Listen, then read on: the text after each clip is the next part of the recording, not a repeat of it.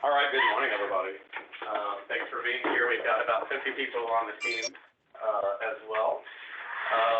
Today is a day.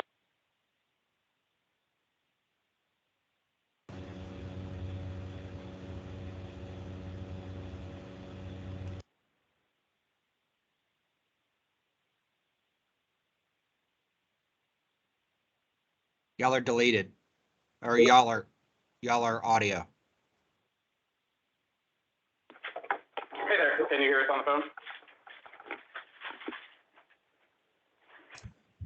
Yeah, just heard that. Yeah. Perfect, thank you. Well, good morning. Thanks for all of you on the phone. We've got a room full of people here at the commission as well.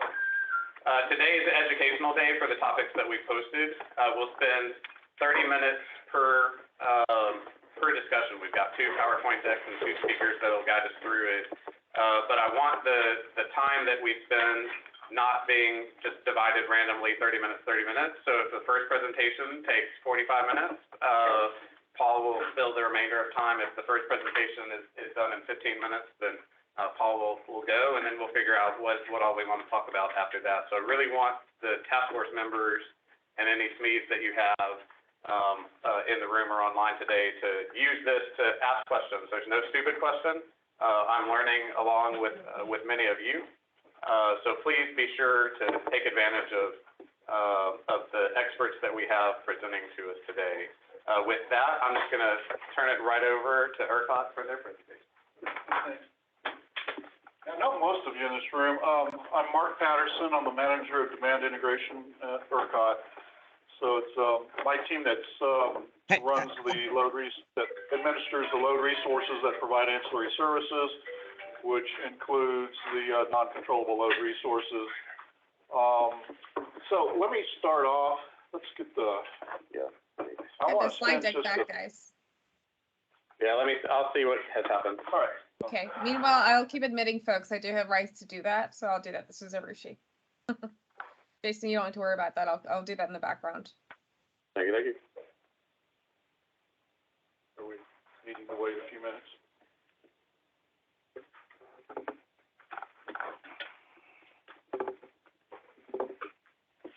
We're back. All right. So I wanted to start off by just probably start by talking a little bit about the model that we're going to attempt to use for the pilot project. Back in 2013, ERCOT, along with many stakeholders, we developed what's called the aggregated load resources. The service itself was and this is important for this, was designed to be a load-only service, where you could aggregate loads within, it could be residential loads within a premise, residential premise, and it could even be commercial loads, but you could aggregate them together for the purpose of when you're providing SCED and qualifying to provide SCED and non-SCED, and when you're participating and you're needing to follow a SCED base point. But it was a critical point. It was a load-only program. There are, since the ADER service or pilot project is going to include devices that can generate energy, there are certain portions or pieces of the requirements associated with ALRs that won't make sense or don't work for various reasons. So I think what I'm really going to do is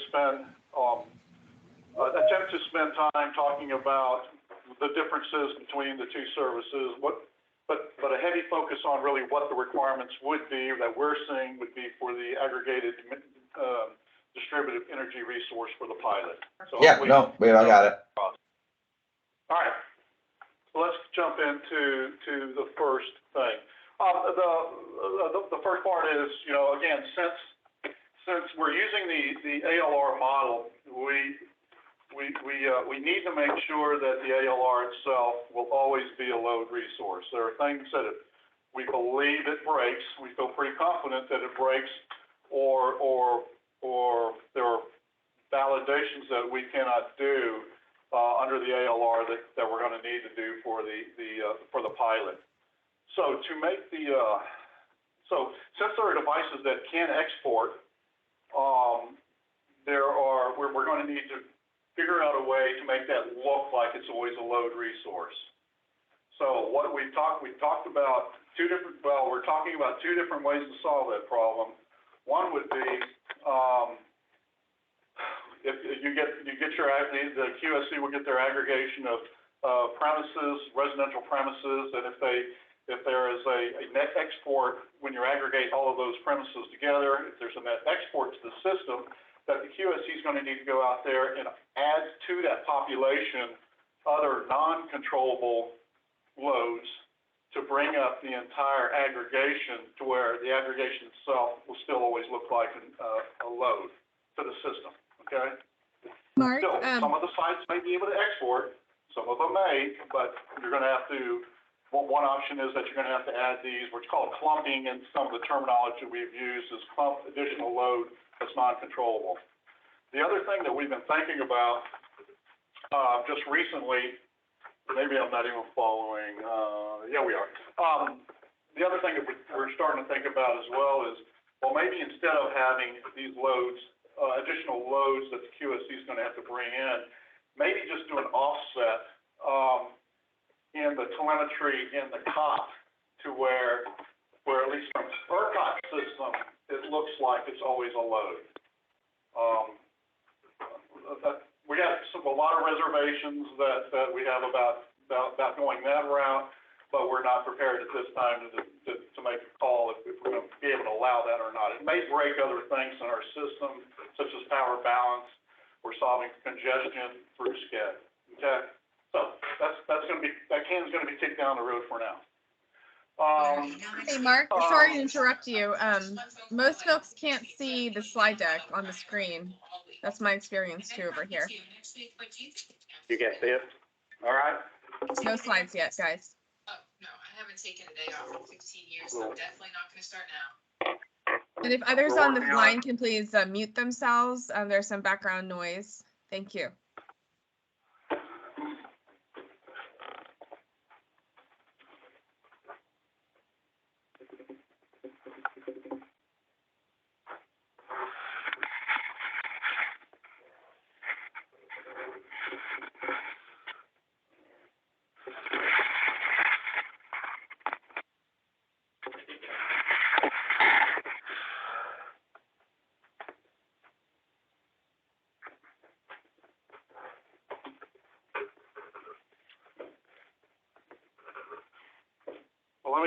Let me make this statement because I don't even have a bullet item on this anyway. So a lot of people may not also be aware, we did implement the rules for an ALR back in 2013, but during all the way, we've never had an active ALR in our system.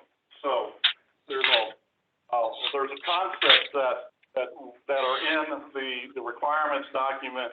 We actually don't have any true experience to determine were we correct. Did we get it right when we wrote those rules? Again, we had a lot of smart people in the room. We thought through it, but we've never had an opportunity to actually have actual data sets come in to make sure we can do the validations and everything. So I think it's kind of important that we're still working under a little bit of an unknown, even if we're using the ALR concept for the pilot. We're going to have to be a little bit flexible because we may be getting into the pilot and think we had something right and figure out it doesn't work, or it's going to create adverse effects on the system, and then we're going to need to tweak some of the rules as we go on. So I think that's important. So we got the presentation fixed yet? Nope. I am sharing it now from my screen. Can someone confirm in the chat if it's visible to the group? Okay. All right. Lovely. Richie, Okay. we're just on slide 2.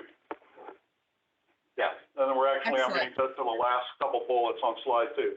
All right, Great. so the ALR, this is going to be an aggregation of sites. ERCOT's going to need to know exactly what sites are participating in that resource. And the reason for that is it's part of our our validation rules, we're gonna need to know, ERCOT will need to have access, and in most cases in the competitive choice areas we do, we're gonna have access to all the 15-minute interval meter data to do certain levels of validation. When I say certain levels of validation, one of the core principles that we wrote into the ALR is since the telemetry that is going to come to ERCOT from the QSC, all load resources, including this type of a resource, is going to require telemetry coming from the QSC into ERCOT. Now, we're not talking about telemetry from every single site. First of all, we don't even want that. We don't need that kind of volume. So it's going to be the responsibility of the QSC to understand what their population is doing, and they are going to need to create a telemetry signal, a single set of telemetry signals, because there's certain things we need, like net power consumption or scheduled power consumption values that have to come to ERCOT. But they're going to have to create this signal to send to ERCOT. ERCOT feels, yes, ma'am. Go ahead, I didn't interrupt you, Mark. Okay. ERCOT feels very strong. We need to be able to validate, since they're creating this, ERCOT needs something to be able to validate that the telemetry signal is reasonable. It's a reasonable representation of what's going on out there in the field. Our process that we've got, that we've thought through is, and it works really well if all of the loads within a premise are demand response, to use the aggregate 15-minute premise level meter data to do a certain level of validation on the telemetry signal. And because we have the ADER meter, the interval data meters coming in 15-minute blocks, that's how it comes into ERCOT, and we can do an average of the telemetry values that the QSC is providing to us, and we can see if it's in a reasonable range. That's really about all we can do with that type of validation, but it's reasonable. And it's reasonable for non-spin, because non-spin is really a 30-minute product. That's even though it's dispatch, still a 30-minute product. So that's why it's going to be important for us to know every single site that's participating in the service. So then there's this population of sites that the QSC needs to provide us. When we wrote the original ALR document, we were actually thinking if this thing really took off, we needed an interface built that would allow QSCs to get into this GUI and supply these sites to us. Since it never took off, that GUI was never built. So we're going to have to manage this through just spreadsheets, Excel spreadsheets. ERCOT will come up with a standardized format, and we'll make it available. And then the QSCs will fill out, and they'll send in all their easy IDs to us. And if it's a noise service territories, there are rules about how they're going to have to follow to get us the noise meter data and the numbers associated with those meters.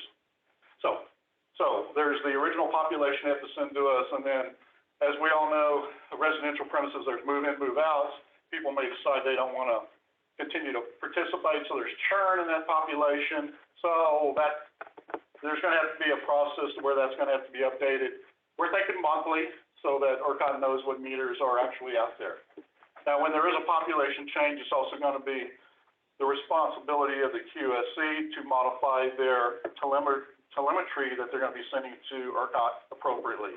Their population's increasing, obviously you'd think their telemetry is going to be increasing as well.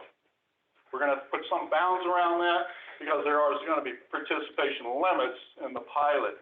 So we'll have to figure out and manage how we're going to do that. All right, let's go.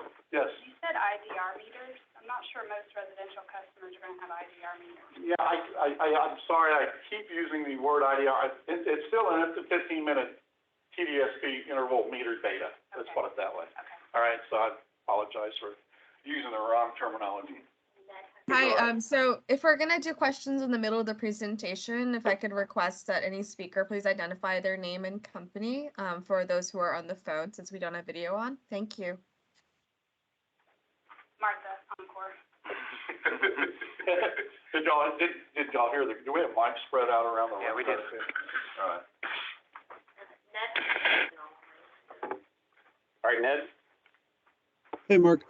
I had a question about that update process for the population. And in the ALR document, it talks about updating, trying to size the resource registration a little bit larger if you're going to have a growing population, so that you only have to make updates to the resource registration every couple of months as opposed to all the time?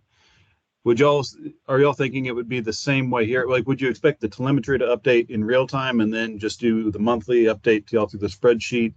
Would there be an associated resource registration update that would need to be made as well? Steve, you want to Yeah, provide a so response? this is Steve Prime with ERCOT. So the idea there is the registration will set up boundaries. So let's say you have registered it with a maximum interruptible load of 10 megawatts, but you start with 5 megawatts, and then as it grows, that is going to set a boundary, and you won't be able to exceed that, or you're going to start getting errors in your telemetry, in your offers, things like that. So that's one of the ways that we control the eventual size of a resource in terms of our market system. Because the HRL at the high reasonability limit will set the maximum amount of capacity that you can provide. And then if we loosen those boundaries, and let's say we now are going to allow resources to go from 10 megawatts to 20 megawatts, then you may have to go ahead and submit a RARF change that would then allow you to increase it. And this is Dave with ERCOT as well. But I think Mark made an additional point that's going to be very helpful to think about. And that is, that's obviously definitely how we would handle it with an ALR.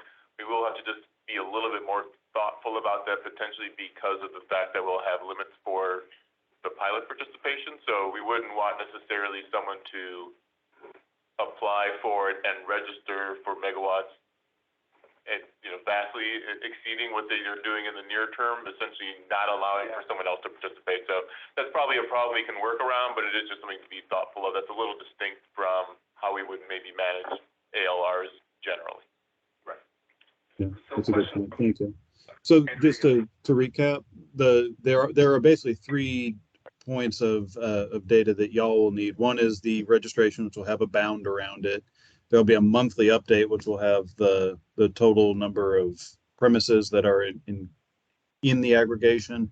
And then there's also the real-time telemetry that you would expect to be updated as even within the month as you might add or delete premises.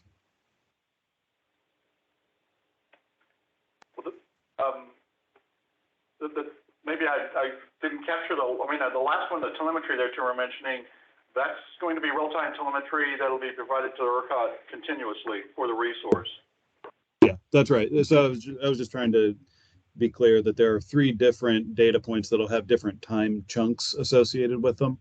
That'll give you kind of a more increasingly narrow and precise view of the actual size of the aggregation.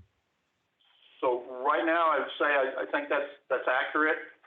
We may, again, getting back to, that's the point I'm getting ready to make with device level telemetry, we may, during the pilot, going to be recommending maybe a 4th source of data if we need it to do any kind of validation, but we're not there yet. So I don't want to get into any details about what a 4th source of data could be. Okay? Rashmi with Chuck. So you have a point saying telemetry of India cannot be a combination of premise and device level. I haven't got to that point of the slide yet, Rashmi. I was getting there. Just if you got a question after I answer it, yeah, go ahead. So my question is, this is Andrew Higgins, CPS Tennis. My question is for ERCOT. Looking at the ALR versus the ADER, what are your expectations for differences? Because we're laying out these requirements, and I want to understand how you expect it to look differently when it performs. Okay. When it performs, I don't think we're expecting it to look differently at all. And it's probably going to be getting close to one of my last slides. Ultimate performance for an ADER would be the same as it would be for an ALR, which is going to be it's a SCED performance. It's EDP, CLR EDP calculation that's in real time. It's measured all against the telemetry. The telemetry that's coming in for that resource is going to have to follow a SCAD, ERCOT-generated SCAD base point, and you're expected to follow that base point pretty correctly. That's the performance metric. So it will be the same for both of them. The key point I've always made, and many people have, the key point of this whole thing in my mind is we have to be able to trust the telemetry, since all performance is based on the telemetry, and since this telemetry is going to be a manufactured or calculated telemetry by the QSC because it's an aggregate, the validating that is, to me, one of the most critical pieces of the entire providing the service. Okay? Mark, I wonder if it would help to, the Queasy's gonna manufacture a telemetry signal, because we're, right, nobody's gonna go out and put 2-second telemetry on every single premise. But to participate under the ALR construct, even, so if the aggregation goes positive to the grid during certain periods, certain sched runs or certain settlement intervals, it's up to the Queasy to make that look like a load reduction, even as it's going positive to the grid. Am I reading you right on that? Well, so that's why we haven't solved how we're going to maybe make that, if it's a load reduction or if you're going to be able to use offset. I mean, ultimately, yes, it's going to look like a load reduction because the CLR EDP, that is a load reduction. I mean, it is anticipating the telemetry is going to look like a load reduction, even though we're recognizing it's not. What's that? That's only for the offset methodology. For the other methodology, there has to be a load, right? Well, it will be a load with a clumping version or approach. That's always a load. But you have to add enough load that it's always a load. Yeah. Kenneth Ragsdale with ERCOT. Just one point of clarification, that aggregation should never be positive, net to the grid.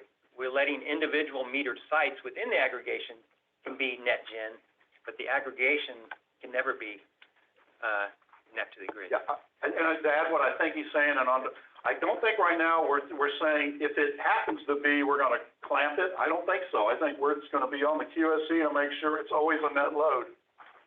Right? I don't think we've talked about clamping it. I think if their telemetry goes negative, our system will treat it as zero. So that is a form of clamping. Okay. It'll treat it as zero. All right. So now let's get to talk a little bit about the telemetry a little bit more. The ALR, original design of the ALR document allowed for both telemetry, aggregate telemetry that's going to be based on what's happening at the premise level, which is the same place where the TDSP settlement meter is located. Or it says you could do the telemetry that would be at a device level and provide that to us. So device level would be within the premise. Site level would be, at the premise level would be basically pretty close to, or we should be measuring the same thing that we should observe at the interval 15-minute TDSP meter data location. Again, that worked really, really well. The concepts that we laid out would work really, really well if everything within the device, within the premise, all the devices were loads. You know, AC loads, pool pump loads, water heater loads, that all worked really well because whatever that magnitude change of a device would be, you would expect you would see the same magnitude change at the premise level meter. So that seemed to work really well. So we've been really hesitant to allow device level telemetry just because it caused a lot more issues with validation. Not even quite sure how we're going to do validation. But we've come around that our position is right now, we're going to go ahead and allow device level telemetry.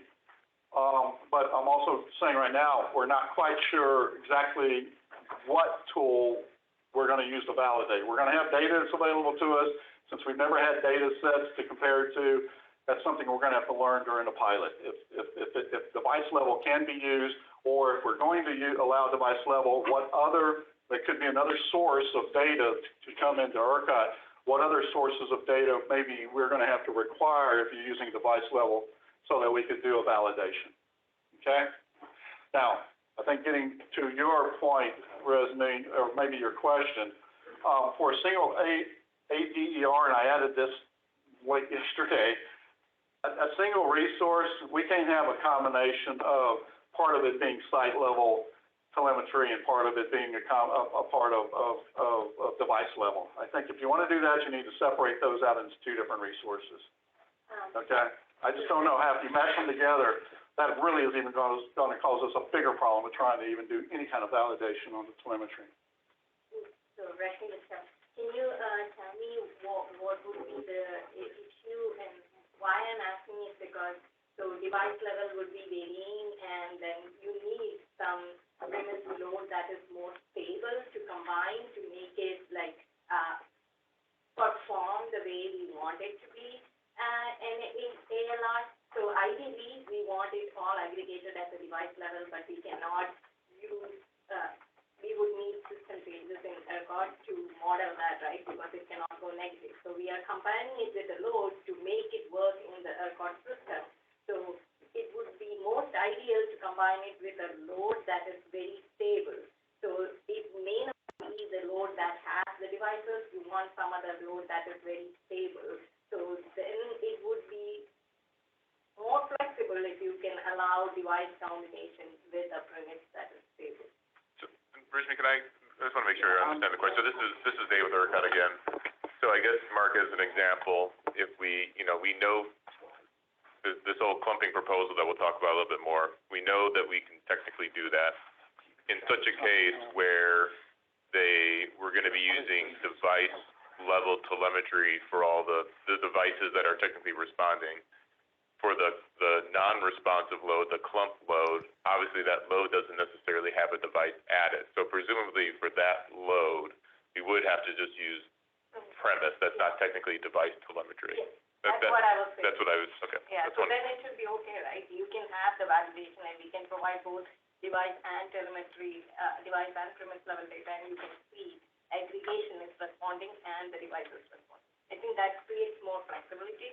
If people have the ability to give it at the premise level, that's good. But if it opens up more door, if you keep it, allow for the device and the premise to combine together, and then it helps because eventually we want it to go to the device level, right? Yeah, and so I guess we can take that back. I mean, I think I understand the point specifically in the clumping case. Okay. In the opposite case, you don't need that premise. Right, but I guess even and this is, I think, I have to talk to Mark and Steve and some of the other experts on it. If we're talking about, for example, there's 5 premises that are the ones that are being responsive to the signals, and for 3 of those premises, you give us premise level telemetry, but I don't know why anyone would do this, but for the other 2 premises, you're giving us telemetry for the device. So the things that are responding are a mix and match. That maybe is a little bit more concerning. Yes. But I think your point is valid on these. Yeah. So maybe there's to the degree we have to go to clumping, maybe there's this little distinction there that you have to go, for the things that are responding, you have to go all device or all premise level telemetry. And that was where my mind was going when I was thinking about this late yesterday, and I think that's right.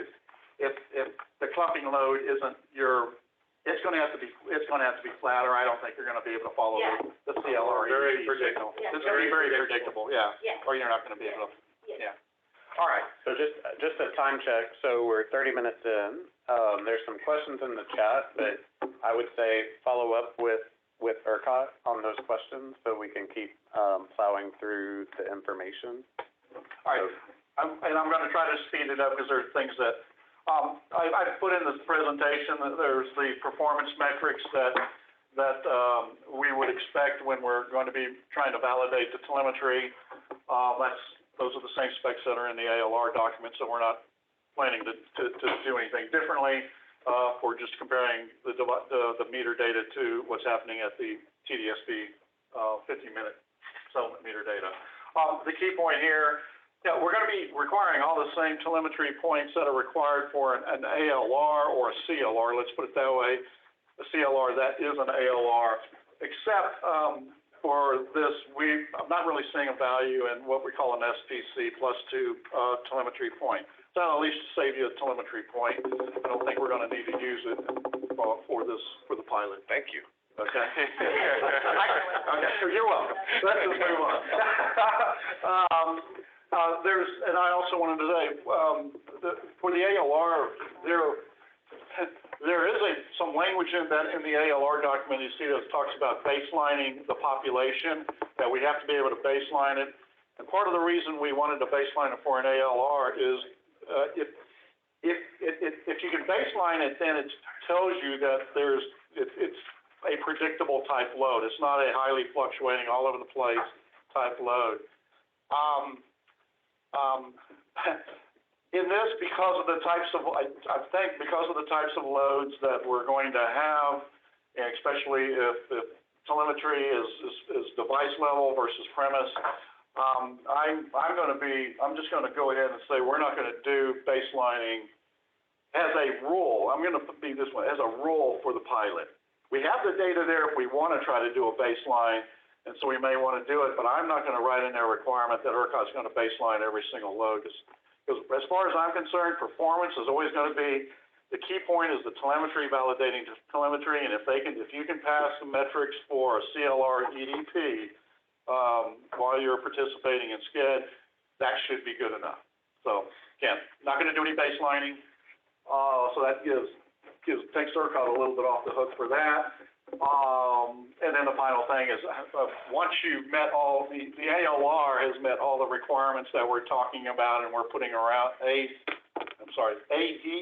has met all the requirements that we're talking about, you're still gonna have to pass the QSC, and the resource is gonna need to be SCED qualified, and if they wanna provide non-spin, they're gonna have to pass the non-spin test. No different than a regular CLR non-spin test that's in our protocols, currently, okay? Let me see. I'm really, since I'm so far over, I don't think most of this is just, here's what the CLR EDP calculations are. And again, I've kind of high level described it. Another key component here, part of the, historically, for a controllable load or for a generation resource and for various services, the resources are required to provide primary frequency response.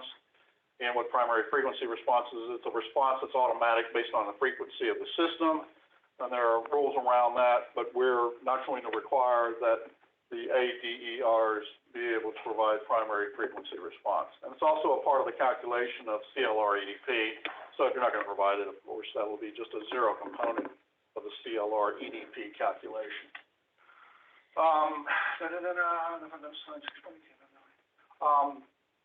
So we, since there are going to be, we're expecting, based on what we're hearing, there are going to be sites that are going to export energy. You need to make sure that those sites are set up with the TDSP, that they have is it called DG profile? Yeah, the DG profile.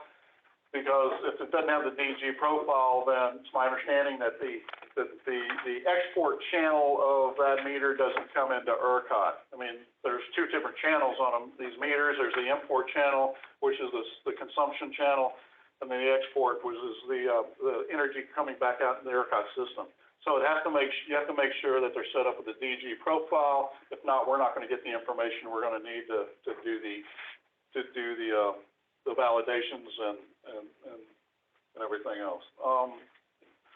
And we're not going to allow statistical sampling. We want to actually see statistical sampling. For those that may not be aware, that is, you can have if you have large enough of a population, but not everybody, the entire population may not have the TDSP 15-minute interval meter data at every single site. But if the sites are homogeneous, and you got the population large enough, you can send just a partial set of that population to ERCOT, as long as it's statistically valid size of the population, then you expand that to the entire population, and therefore you don't need individual meter data. I think for the pilot project, since we're trying to learn how these things are going to work and provide services to the system, we don't want to use statistical sampling at all. So just want to make sure that's clear. And out of everything else, there may be other requirements that we're going to need ultimately, but we're still having a lot of internal discussions. Hey, Mark, Ned has a question again. Sure. Hey, Mark. So this kind of stems from the statistical test sampling question, although it's not aimed at doing that specifically. But if there are instances where, say, an AMS meter either loses availability of some data for some period, or has to be swapped out, and that causes a gap, how would that be? How do y'all view that being treated? Will there be a gap? I'm blanking on the term. Like a little give to deal with those, or we use estimated my only data? experience is how we would say because we use very similar things when we do the emergency response service, and if we identify gaps, we give the QSC an opportunity to fix the issue and get the data to us. If not, that resource doesn't contribute to the population. It's zeroed out. It gets zeroed out. Yes, but I suspect we'll do the same and give the QSC an opportunity to get the data to ERCOT.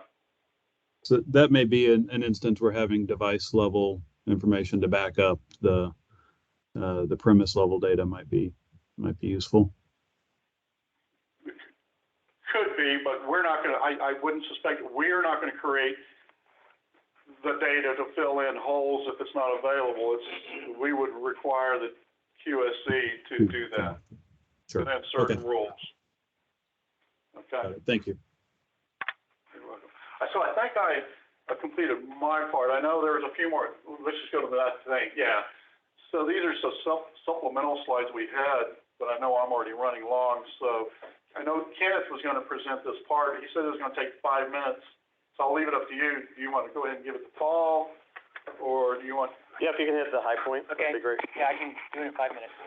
So, this slide here is, a lot of it's a repeat of what Mark said, but just some terminology. ALR is what we have in the protocols today. It should only be, individual meter sites that are with load control. ADER phase 1 is kind of what we're saying is the leveraging of that ALR construct to do this first part of the pilot. And we've talked about two options there. One of them is the clumping approach. I have a picture that shows the clumping approach. The other one is the offset approach. We're still trying to decide whether or not both of those work. And then the third item there is, I've heard people don't like this name. It's called the AIWR, which stands for Aggregate Injection Withdrawal Resource. This is the future state, because I guess we heard that it would all help us if we had a vision of where we were going. So the future state is you have this resource that can inject, and it can also withdraw. And it's essentially at that point looks like the single model battery. And so that's where we're trying to get to. So we described that a little bit there. So if we go to the next slide real quick. Try to do a lot of visuals here. We're just trying to set up the situation of, these are individual metered sites that are aggregated. And this picture shows a substation A, green over there, and a substation B, which is the pink. And within those substations, there's two transformers. And typically at a substation, the transformer is represented as a sim load. So we have 4 sim loads there that these red dots, which in this case are individual meter sites that only have load control. The aggregation is of those red dots into one resource. And we can talk later about how, from an ERCOT perspective, we see what those things do as an aggregation at a load zone level. We're doing everything load zone price, load zone shift factor. So that's the ALR that's currently in the protocols. If people want to do an ALR, it's in the protocols and do that. We don't think that's part of this pilot. The next slide is just an example table. Mark's talked about the table. We need to know which sim load each individual site's connected to, and somebody may want to know the feeder. ERCOT doesn't know what the feeders are, but that might be there. And the main point here of this quick picture is with an aggregate load resource, all the individual meter sites are only load controlled. None of them can inject. And so we see a max power consumption of 60, a low power consumption of 40, so there's a range there that it can move. Okay, next slide, please. Here is now a picture of the ADR phase 1 where we do the clumping. And so now we have items there that have the circle with the X. That's where there's an individual meter site that could be net gen or net load, like a battery. And then the Queasy has strategically come in and put these loads that are marked by the triangles to try to be ballast to make sure that this aggregation never really injects, that the ballast washes out whatever injection might be at some of those individual sites. So this is the ADR phase 1 clumping approach. Next slide is the ADR phase 1 option 2, which is the offset approach. And you see here, we're not requiring people to go find load to add into the aggregation. We're going to go ahead and, I'll use the terms, carefully calculate telemetry to represent the resource so that it seemed like always a load. But in the background, back to Paul's thing, in the background, there could be moments where all 5 of those individual meter sites are injecting, but as the total aggregation, we would see it as a load. Okay, so we're still reviewing option 1 and option 2. That's clumping versus offset. Then this is a picture of the future state where we don't have to do any type of clumping. We don't have to do any type of offsetting. We basically are seeing individual meter sites that can both inject and withdraw, and we see a single model where we have a max power consumption and a high sustainable limit, just like we would see at a battery. And the hope is that, like, an individual site could have pool pumps that can go off, EV charging that can go off, a battery's there, there might be some solar PV. You know, again, we're not particularly concerned about the individual parts of that, but an individual metered site could have all that kind of stuff. And I think that's the last slide. It is. Questions for ERCOT? Yeah, so I just want to be clear. So for this phase of the pilot, this is going to look like a demand response. That's what you're telling me. We're going to use either the clumping approach, which is a few slides above, or maybe this offset approach. And from an ERCOT perspective, we see it as a load. Right. But in the background, there could, you know, depending on whether I do clumping or behind the QSE, there could be activity. But I just want to make sure everyone on the task force is clear, because I think there was the thought that we would be looking at injection of power in the pilot. That's not the case. It's going to be just... You have individual meter sites. No, individual meter sites. In reality, You will actually be pushing some stuff. but the telemetry that these guys see it will always look like a load. Right, so QSE and behind that, you can have all that, but anything in front of the QSE is just going to look like a load. Yeah, so one point I would make is, you know, we send a base point to one of these aggregations, and it'll be, the base point will look like consume 20 megawatts. That's too big of a number. Consume 10 megawatts. That's how we see it, but the DSP would actually see some of the sites potentially injecting. So, you know, you might be thrown off why, well, here's this base point that ERCOT sent out that says consume something, but in actuality, behind the curtain, there are individual sites where there could be an injection. And there could be, there could be energy on a feeder that basically has split that feeder around, and you have energy going in towards the... Right, and depending on what the QSE schedule, I mean, obviously, it can look, I mean, it can even be a load, but it's just going to look like... The Queasy, yeah, the Queasy.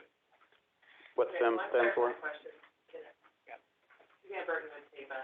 So are you saying, though, that, as far as the future state, you envision that being a future state within the pilot? That, like, towards the end of the pilot, or some point during the pilot? That's the AIWR? Yeah, so we're gonna have, system changes that we're gonna have to make along the way. And one vision is that the last phase of the pilot, we've completed almost all of our system changes, and we kind of actually operated in the pilot state, and then said, okay, now we can go with it all the way. But, question was SIM, is Common Information Model, and generally, again, that's the TSPs today are telling us where these common information load points are in our ERCOT system. Below that, we don't go. So we don't see the feeders. We don't know what's happening on the distribution system. That's it. Okay. Thanks to ERCOT. I know there's a lot of questions that probably came up from today's discussion, so feel free to continue to use our friends at ERCOT as a resource. Thank you all for putting the information together pretty quickly. Paul? Good, with my 12 minutes. I'm kidding. I got to look at Mark's slides at 8:30 last night, so I thank you for the advance notice. But, so some of this, we're gonna be plowing the same field, but I just wanted, by the way, Paul Waddles, I am retired. I retired from ERCOT after 17 years, about a year ago. And then I took on a consulting role with Tesla, so I'm not really retired, just for the record. And I think we've covered all this. The membership constraints within the aggregation are the same as they would be for ALR, except with one additional one, and that's the TDSPs requested that each aggregation be part of the same TDSP footprint, and I think we're okay with that. Paul, do you need your slides up? Yeah. All right, I can share a sheet. Okay, go ahead. Yep.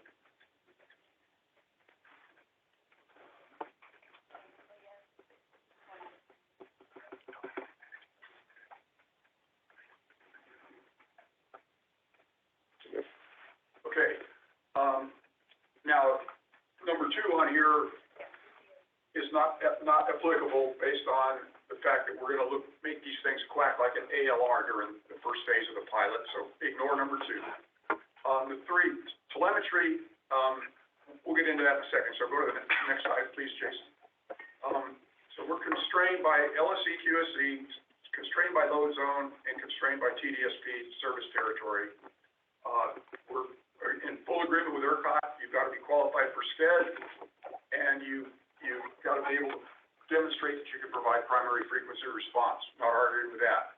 I think the pilot might want to consider whether this needs to apply to all ADERs, but in the case of Tesla, we plan to be exactly like a CLR.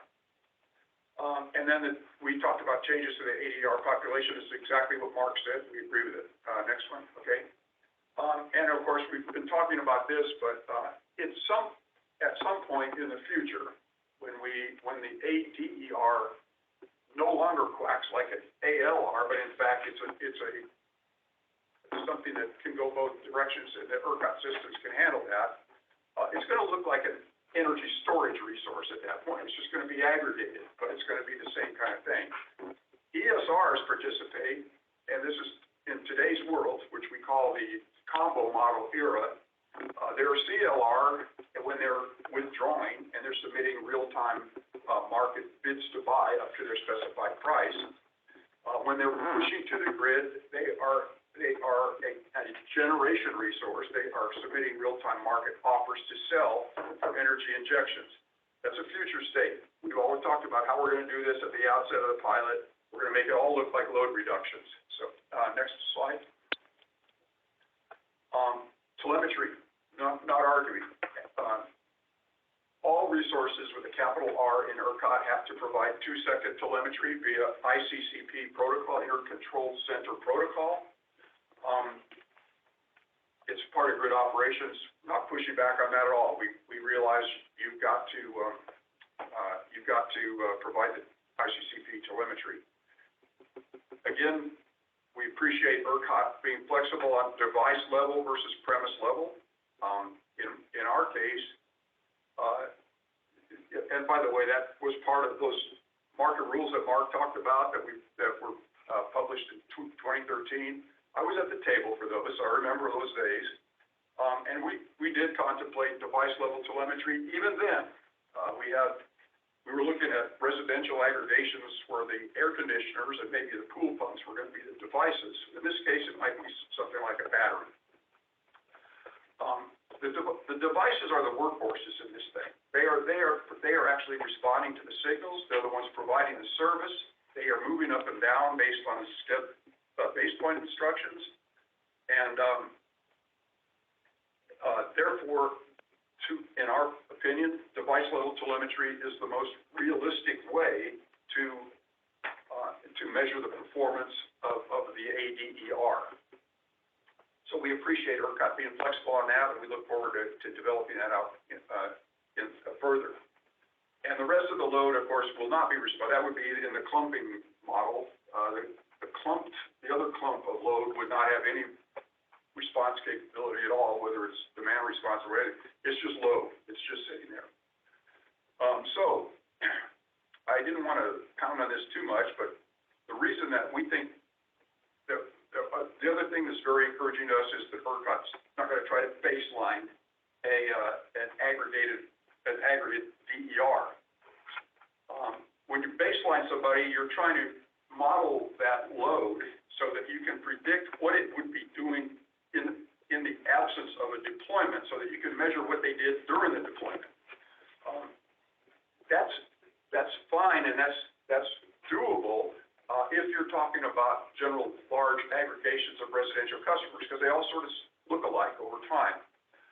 But in this case, you've got premises that have, in most likely, purchased an on-site battery behind the meter. They got a battery in their garage, and it's operating independently of everything else.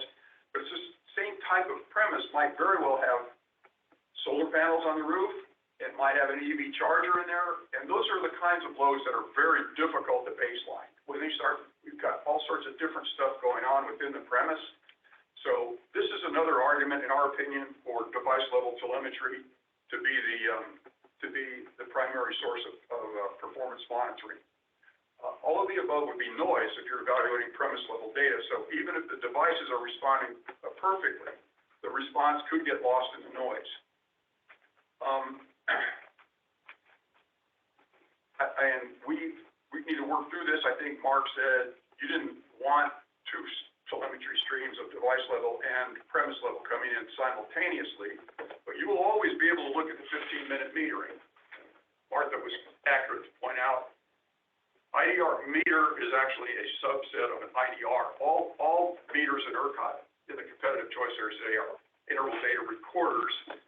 Some of them are IDR meters. It's a long story. Don't need to get into it, but everybody's got an AMI meter, basically, is what we're talking about. So that's 15-minute data on every premise. It's going to be excellent for telemetry validation. And I don't know, can't remember if I have another slide or not. One more. Okay. Yeah, and again, I think Mark's slides reflected this too. If the QUISI wants to be evaluated on premise level data, we don't have a problem with that. But it's just that in many cases, we believe the device level telemetry will be the more accurate representation of how the ADER is responding to the signals. So, Dave. Hey, this is Dave with ERCOT. I guess there's a couple of things I wanted to clarify a little bit. I think when Mark was presenting, I want to make a little bit of a distinction between telemetry. So what are you actually sending to ERCOT in real time every 2 seconds, and data that we may need for evaluation that would be provided offline. So for example, the telemetry that comes in to us has to be this aggregated information. It's a single resource from a SCED dispatch point of view, right? So that from the 2-second data in real time is just going to be that. I think offline we are going to want additional data that would like information that's at a fine granularity for individual premises, whether that's the device or the premise, or maybe both.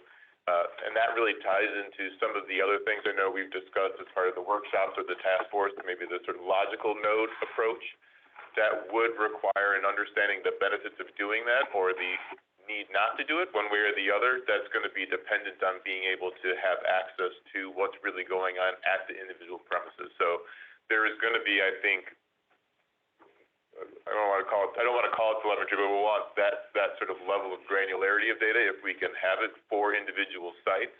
That's distinct from when we say telemetry, what people would be providing in real time to ERCOT through ICCP.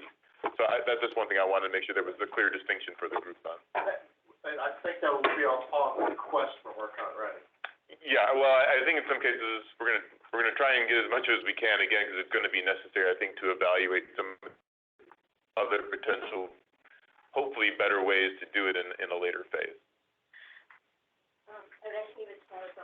I want to ask something to clarify. There is one thing about performance evaluation and one thing about measurement and verification of telemetry that is coming. You get 2-second telemetry from the QC, you do performance evaluation of that, which I think Paul is asking if we can use the device level for that performance evaluation. That is performance evaluation. Now, the verification is the aggregation really, is it really an aggregation of all the individual premises or the device? You don't need to do that verification on a day-in, day-out basis. You only need it while you qualify or do an unannounced testing or during an event or for, as you said, if you want to analyze some data, do that, right? Well, not necessarily, I'm not gonna totally agree with you. We will do it as part of the initial qualification for the ADER. But because there's gonna be churn in these populations, we're gonna need to be doing periodic validation. You don't need it all the time. But it's not gonna be done all the time, but it will be, So it's, when you request it, they can give it, and that can be the 2-second data if you go into ALR or something like that. For non-STIM, it can be 15-minute whatever data that is there. And you can use the premise level if people decide premise, if people decide device, then they can give the 2-second data from the device. Right? I think we're pretty, yeah. Okay. So two different things, performance and measurement validation. Right. And just real quick on the device component of it, I think we definitely want to be open to that. I know, and Tesla and I'm sure others too have expressed interest in being able to do that. I guess I just wanted to mention that is still a concern to us, and that's going to be something key that we're going to want to evaluate as part of the first phase of this to see, is our concern valid or not, and we'll find out one way or the other, particularly if folks are using. Mitigate our concern somehow. Yeah. So What's the concern again? So the concern with premise level data from ERCOT's point of view is that what we have for doing the validation of telemetry is really just the 15-minute meter information. If it's, now we're gonna have primarily the device level information, so that just makes it a little bit more complicated when all I'm evaluating is using to evaluate is 15-minute meter data. But all you are validating is actually, if it is an aggregation of devices, are these data from the devices coming up to provide this aggregation? That's all you are validating, right? And that validation is okay. Can I say that? Yeah, so Remy, I think in most cases, the technology may be out there to where there will be at each device at each premise, that extra data that you're talking about.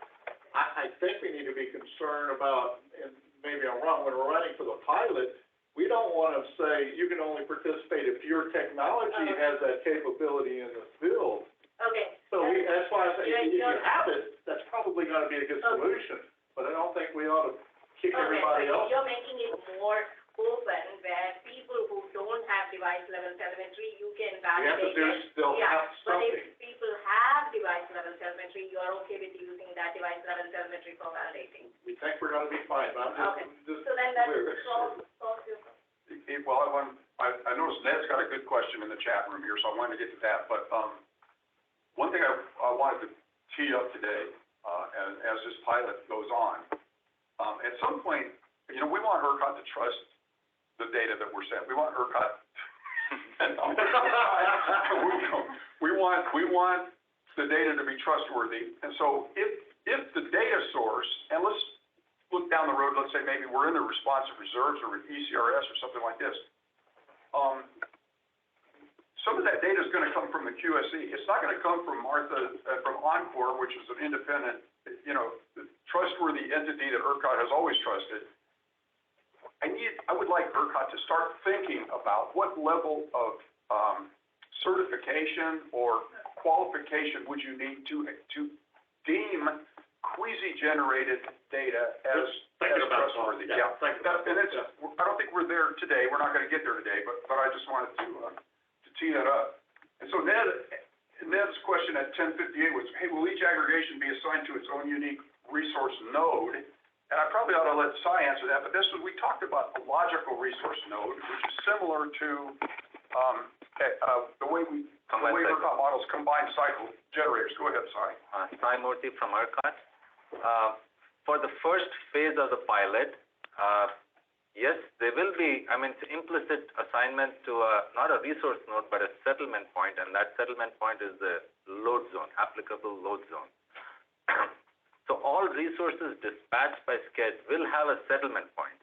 And for ALRs in phase 1, it is the load zone settlement point. When we go in the future, later phases, during phase 1, we're going to do some offline studies to evaluate the feasibility of using something called a logical resource node. And you can picture that as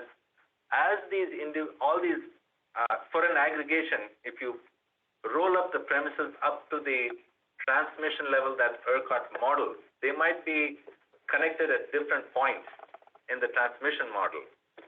And if you do an aggregation of those points on the transmission model that ERCOT has, that will be the equivalent of a aggregated resource node.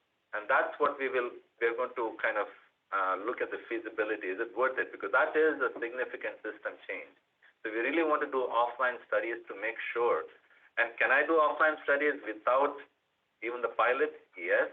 But I think doing it while the pilot is going on, while we are testing out different types of AS provision and validating that, we could use actual data to kind of show that, maybe increase the comfort level of everyone involved. But I do want to bring up one policy issue, right? We're talking about device-level telemetry and premise-level telemetry. In the first phase of the pilot, that everything is settled on a load zone basis, it doesn't matter, right? Apart from Mark's valid concern that how do I validate the telemetry, okay? But from a settlements and dispatch perspective, because everything is settled at a load zone level, if I have a single meter at that premise, and part of it is part of the ADER, part of it is not, it doesn't matter, because in terms of the money, it is always load zone settlement. But if we ever go and we say that, hey, this logical resource node concept is the best thing after sliced bread kind of thing, then we have a real policy issue that we need to kind of figure out. Because we would need to, and at that point, the telemetry and the meter location are tied together. So if providers say that, hey, I don't want to include the native load in the house, I just want to include my device level, whether it's pool pumps, batteries, rooftop solar, all of that stuff at a premise has to be metered separately from everything else at that premise. And the question comes about here is, what happens then? Is that a tedious period meter? Do we need to have some more rule change? So I just want to point that out to make sure that everyone's aware that in part of phase 1 pilot, we are going to look at different dispatch and settlement schemes, but they might raise some policy issues. And on that, can I ask you a question? This is Arushi with Tesla. Hey, Arushi, one second. We've got a question from Will. Oh, okay, sorry, I didn't hear. Go ahead. Just a policy question for Paul. If you do this at device level, is that predicated on AMI technology, again, the smart meters, so-called smart meters being installed? And if we do that, do all nodes have smart meters, the AMI meters? That's a great question.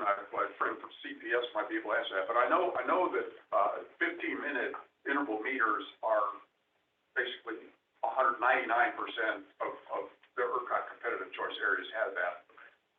That data will come from the TDSPs. It's independently collected, and is trusted empirically by ERCOT. And that's fine for non-spin, and the market has already deemed it's fine to validate telemetry for SCED baseline instructions, which happen every 5 minutes, sometimes even more often than that. So that was a hurdle that we crossed in 2013. If we get into the more sophisticated ancillary services, we're going to need some other type of data stream that ERCOT can trust, that will be used to validate the more granular dispatch. Paul, I just want to clarify. What you're talking about is verification. I'm talking about money, settlement, right?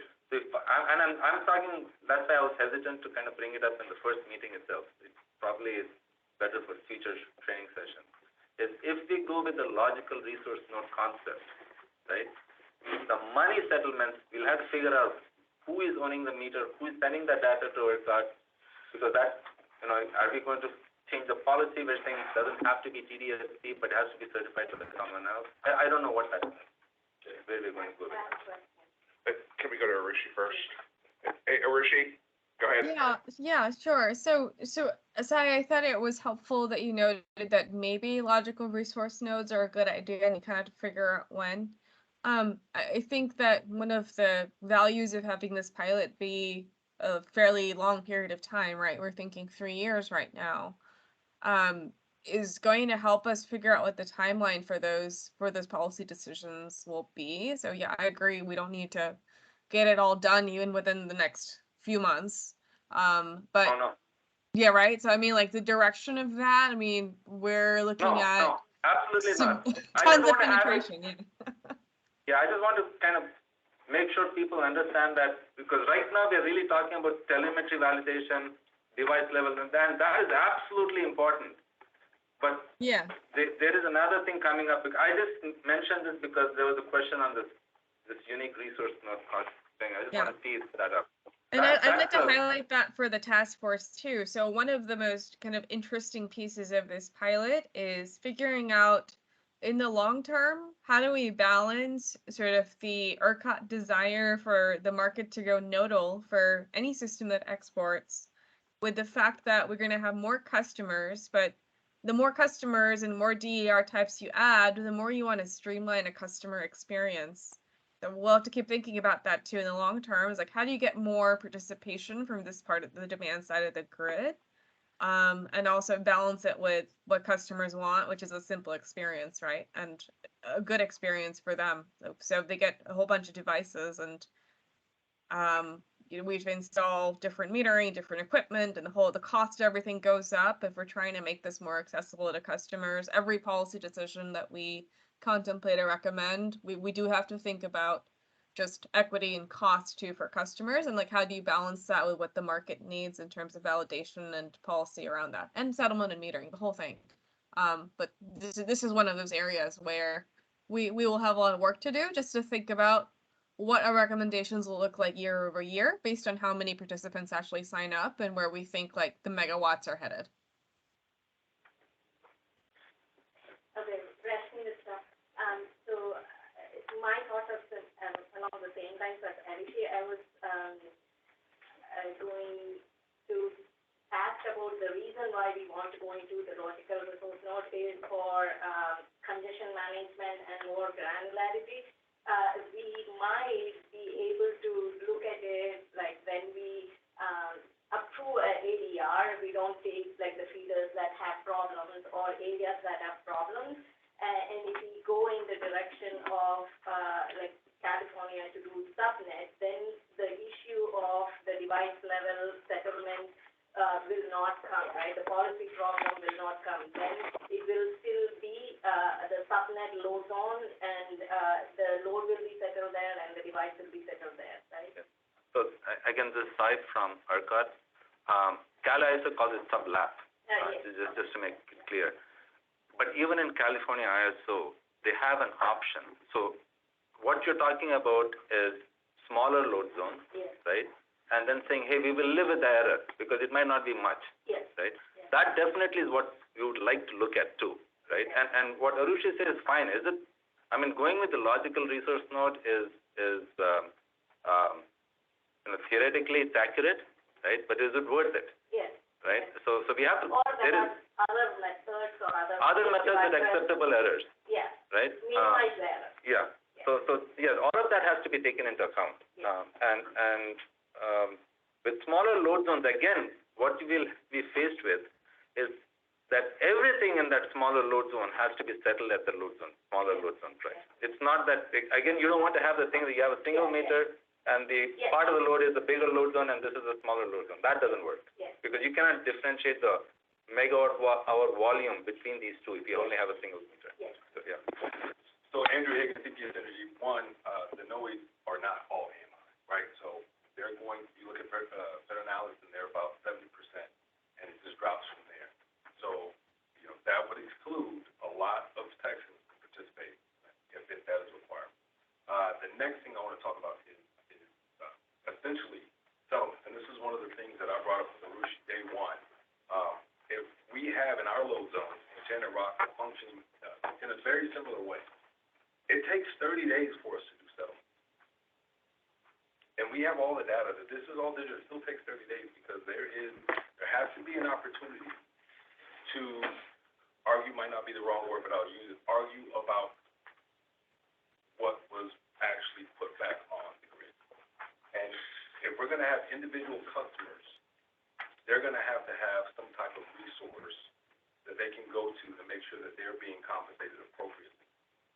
I don't know how it's done in California. I know that, you know, it might just be an acceptance that they have to do in the T's and C's, but it's something we have to think about. And then finally, my last point is, if they're gonna get to the point where they're acting as a battery, as a large-scale battery, are they gonna be able to be rocked? I mean, they have to be committed, like, if we commit them to acting this way, then theoretically, ERCOT can say, you have to perform tomorrow, but this is a whole bunch of different people. How is that gonna work? So I think as of today, that the market rules do not allow energy storage resource to be run. Well, we expect an energy storage resource to be on. Yeah. And maybe sitting in neutral, not withdrawing and not injecting, but. Well, they can opt out, right? You give them an opt out to. Same for load resources also. Load resources cannot be wrapped. Right. Period, right? So as far as the initial phase of pilot, they won't. But if you create a new type of ADR, we can have all kinds of rules to kind of cover some of that stuff. So I'm thinking future state, right? Yeah. So right now, batteries, they get a special provision, they can opt out. But in the future, is that gonna be one of the things that you expect? Well, I'm not sure I understand the opt-out. Yeah, we probably need to talk about the opt-out. Let's deal with that a bit later on then. Okay. So and by the way, I think we're pretty well done, but I wanted just to kind of lift the nose of the plane a little bit. The reason that load zone shift factors and load zone settlement are not ideal for an aggregated resource is that the whole purpose of the nodal market, which we launched in ERCOT launched in 2010, is to make your dispatch more granular so that you reduce congestion charges and you avoid intrazonal congestion. If you're dispatching an aggregation that's spread across a large load zone, it might not help with congestion. It might, in fact, it potentially could hurt congestion, and we get that.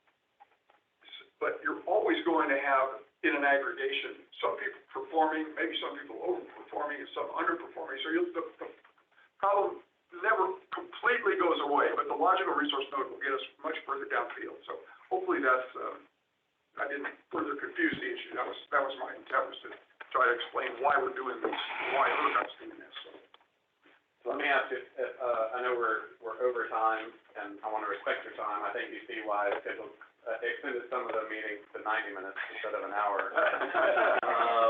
But last call for task force members, either in the room or on the phone, or folks from the commission to ask a question of our experts in the room today.